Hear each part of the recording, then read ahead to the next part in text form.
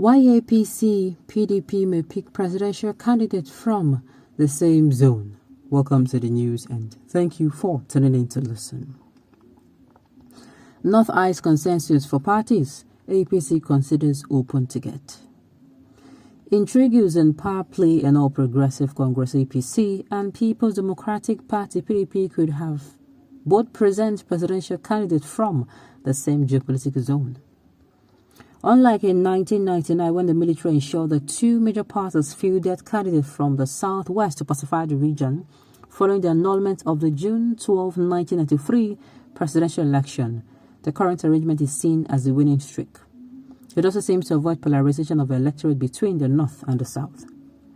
The Southern Governors Forum SGF had since last year passed a resolution that all political parties should restrict their presidential ticket to the zone for equity and fairness. The northern counterparts, however, disagreed and viewed the resolution as a threat. For the Northern Governors Forum, each party is allowed liberty to decide where to zone its presidential ticket. The Independent National Electoral Commission, INEC, has fixed August 18 as the final date for submission of names of presidential candidates and June 3 as the deadline to complete party primaries. Investigation by The Guardian revealed that while PDP has been dilly-dallying in zoning its ticket, APC might throw it open. Some northern forces in the ruling party debunked the widely held belief that APC has zoned the ticket to the south. They insisted that what the party agreed on was to swap position between north and south without prejudice to the ticket. They also dismissed a large number of APC members that have obtained nomination forms from the south. It was gathered that the cabal has a plan to present consensus presidential candidate for both APC and PDP before the end of April because politicians from the zone do not believe in the rotational presidency at the moment. To actualize this agenda, some APC leaders from the north will soon throw their hats into the ring to compete with many aspirants from the south.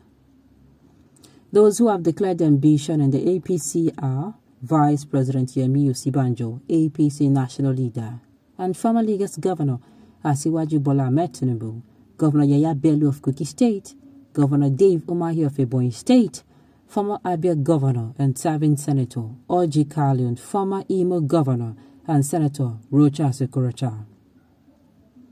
Governor Kayode Fayemi of Ekiti State said he would make his intention known after Ramadan, while Central Bank Governor CBN Godwin Emefiele could also join the race. Presidential aspirants from the PDP who have purchased the party's 40 million naira nomination forms include former Vice President Atiku Abubakar, former Senate President Bukola Saraki, Bauchi State Governor Bala Mohammed, Sokoto State Governor Aminu Waziri Tambuwal, Rivers State Governor Nyesom Wike, former Ekiti State Governor Ayodele Fayoshe, former Managing Director of FSB International Bank Dr. Mohammed Hayatuddin, and the publisher Ovation International Chief Dele Momodu. Notwithstanding the high caliber of politicians from the south that have signified intention to succeed President Muhammadu Buhari, there are surreptitious moves by the cabal to retain power in the north.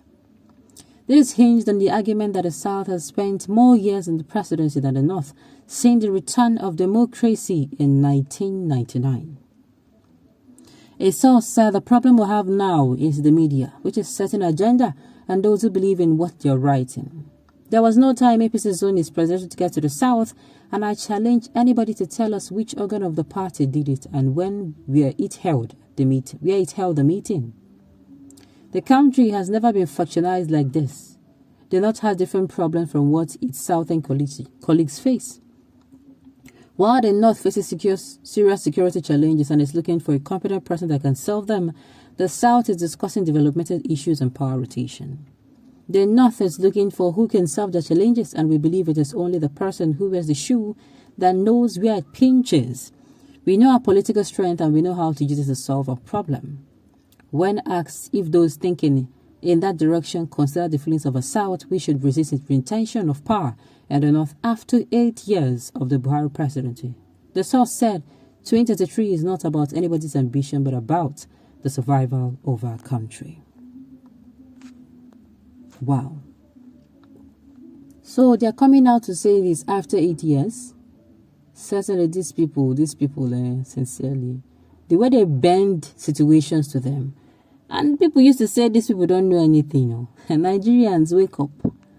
The way these people play their politics, no, they learned very well from the British. They did learn a lot. They learned a lot and they're still learning till today. In my own opinion, so Buhari that is there, he's not wearing their shoe now. Or he fell from the sky. He's not a Nigerian. Because I don't understand. Them coming out, they need somebody to solve the problem. The one that is there, uncle, is it not a clear example of you have somebody there, he failed you? So you want another person to go there and still fail you? Haba.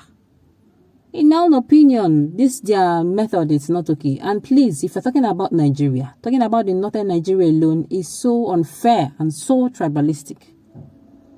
Nigeria is made up of a whole lot of groups. Like there are some even languages we don't know. There are some ethnic groups that we don't know. That even if you hear their name today, you'll be like, are these people in Nigeria? But these people, they live in Nigeria. So what are we going to say to those people? Yes, Nigeria is majorly divided into three ethnic groups. That is the Igbo, the Yoruba, the Hausa. But within these people, we have groups. Saying only one part of Nigeria should be ruling Nigeria continuously. Uncle, it is so unfair. It cannot be a one Nigeria. This will even bring a revolt too. Nobody should come and say anybody is inciting anyone. How do you expect, okay, you are saying you need somebody who wears the shoe to wear it. The person sitting there, what is he wearing? The cap? Or the clothes? Is it not pinching him as well? Come on now. Come on.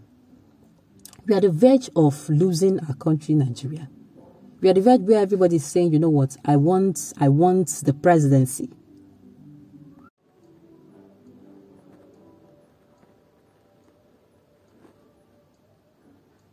It's Nigeria is not made up of just the northerners. We have the southerners here.